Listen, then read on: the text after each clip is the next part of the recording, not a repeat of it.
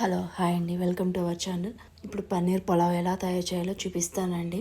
ముందుగా దానికి మసాలా తయారు చేస్తున్నాను. మిక్సీలో ఒక 4 పచ్చిమిర్చి తీసుకున్నాను. అలాగే 1 కప్పు పుదీనా, 1 కప్పు కొత్తిమీర, అలాగే టేస్ట్కి తగ్గట్టు సాల్ట్ కూడా వేసి అందులోకి 1 కప్పు పచ్చి కొబ్బరి కూడా తీసుకొని మెత్తగా పేస్ట్ చేసి పెట్టుకొని పక్కన పెట్టుకోవాలి. అలాగే పన్నీర్ని హాట్ వాటర్లో వేసి పెట్టాను ఒక 5 minutes. ఎందుకంటే పన్నీరు సాఫ్ట్ అవుతుంది అలా వేస్తే, అందుకే.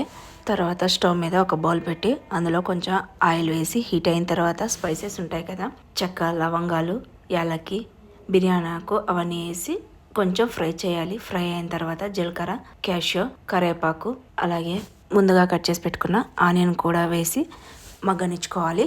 ఆనియన్ కొంచెం ఫ్రై అయిన తర్వాత జింజర్ గార్లిక్ పేస్ట్ కూడా వేస్తున్నాను. అది కొంచెం పచ్చివాసన పోయే వరకు ఫ్రై చేసుకోవాలి అది కూడా. అలాగే అది ఫ్రై అయిన తర్వాత వెజిటేబుల్స్ వేస్తున్నాను. మనకు నచ్చినవి వేసుకోవచ్చు వెజిటేబుల్స్.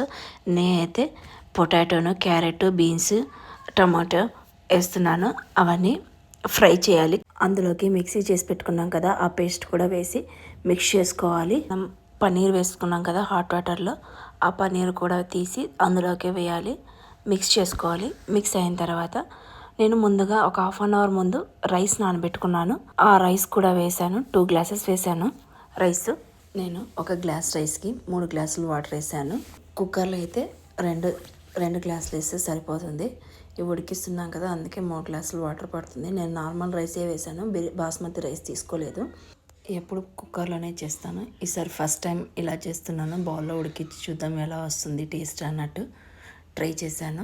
ఫస్ట్ టైం ఇలా వాటర్ వేసాం కదా, తర్వాత అందులోకి 1/2 teaspoon పసుపు, 1 teaspoon కారము, అలాగే 1 teaspoon ధనియా పౌడర్, టేస్ట్కి తగ్గట్టు సాల్ట్ కొంచెం వేసాను. మరి అక్కడ పేస్ట్లో మిక్సీలో వేసాం కదా, దాంతోపాటు ఇక్కడ కూడా కొంచెం టేస్ట్కు సాల్ట్ వేసాను. అలాగే 1 teaspoon గరం మసాలా కూడా వేసాను.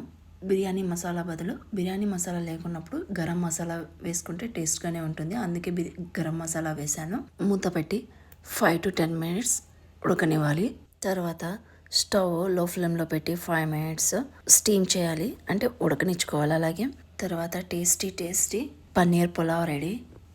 పులావ్ కాంబినేషన్గా రైతా చేశాను నేను. ఈ వీడియో నచ్చినట్లయితే మీరు ఒకసారి ట్రై చేయండి.